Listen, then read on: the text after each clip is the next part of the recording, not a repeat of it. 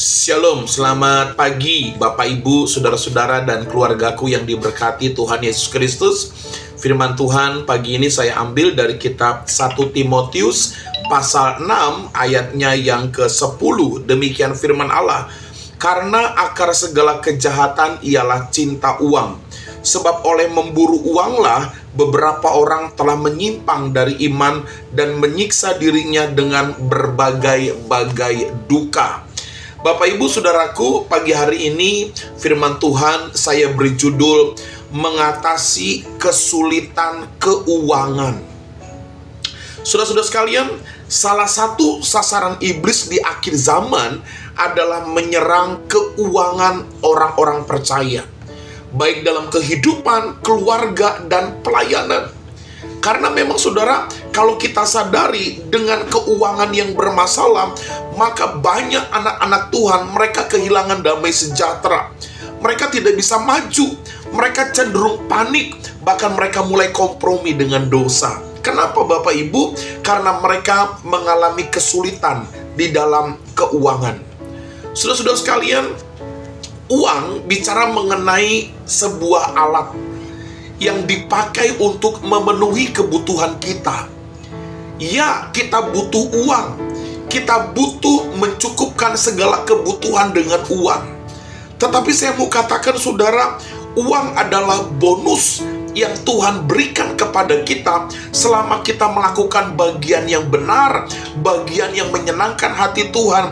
Dan Alkitab juga berkata, semua akan ditambahkan kepadamu kalau kita bisa menentukan prioritas yang utama, yaitu mencari kerajaan Allah dan kebenarannya.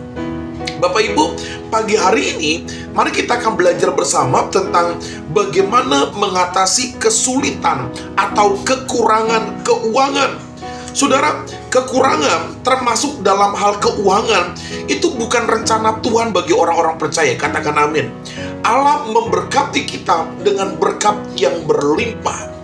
Saudara mungkin bertanya-tanya, kenapa masih banyak anak-anak Tuhan yang hidup di dalam kekurangan? Bisa saja karena mereka hidup di dalam keserakahan. Orang yang serakah akan selalu kurang dan terus kurang. Atau mungkin orang itu malas, tidak mau bekerja, tidak mau melakukan sesuatu. Atau mungkin orang itu karakternya buruk, sehingga tidak ada orang yang mempercayainya, sehingga tidak ada berkat yang bisa dia terima. Atau mungkin dia tidak bisa mengatur keuangannya dengan benar. Ada istilah lebih besar pasak daripada tiang. Bapak Ibu, faktor-faktor tadi itu merupakan salah satu penentu kenapa anak-anak Tuhan bisa mengalami kesulitan keuangan.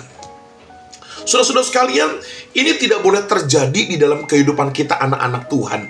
Ya, memang ada kalanya Tuhan mengizinkan kita ada di satu fase di mana mungkin kita pas-pasan. Kita butuh sesuatu, Tuhan belum jawab. Kita minta sesuatu sehubungan dengan kebutuhan, Tuhan belum berikan. Tetapi saya mau katakan saudara, firman Allah berkata rancangan Tuhan adalah rancangan yang terbaik. Mujizatnya masih bisa dikerjakan dan kita tidak akan pernah mengalami kesulitan keuangan. Kenapa saudara? Karena kita mengutamakan Tuhan di atas segala-galanya. Nah, pagi hari ini saudara kita akan belajar bagaimana mengatasi kesulitan keuangan.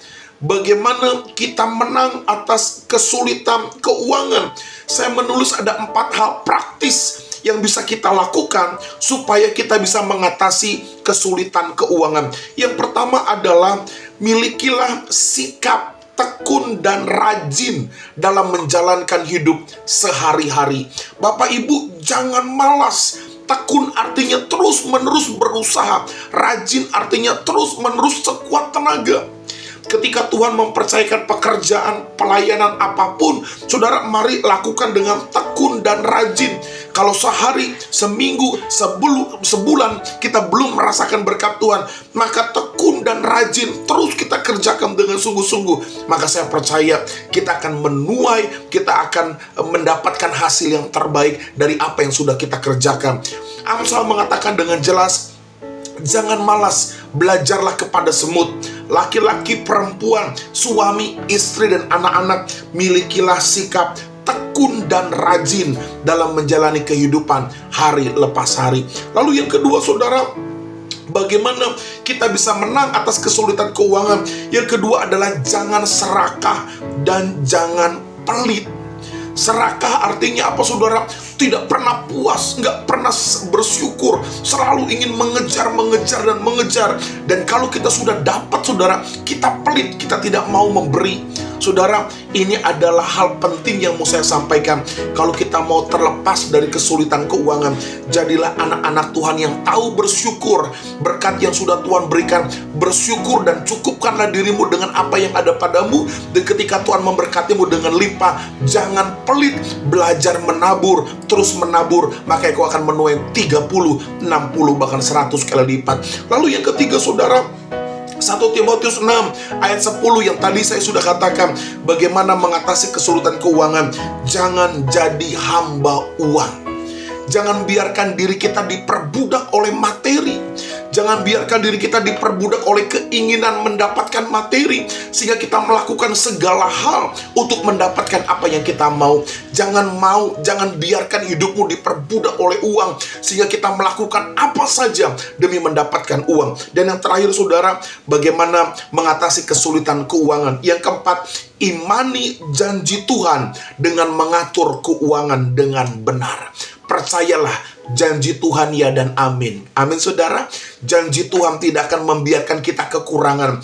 Janji Tuhan, Dia tidak akan meninggalkan kita sebagai yatim piatu. Janji Tuhan, Dia akan memberkati kita dengan berkat yang berlimpah. Karena itu, atur keuanganmu dengan benar. Cukupkan dirimu dengan apa yang ada. Perhatikan, penuhi kebutuhanmu, bukan keinginanmu. Selamat pagi keluargaku, tetap semangat. Tuhan memberkati keuangan kita semua. Shalom.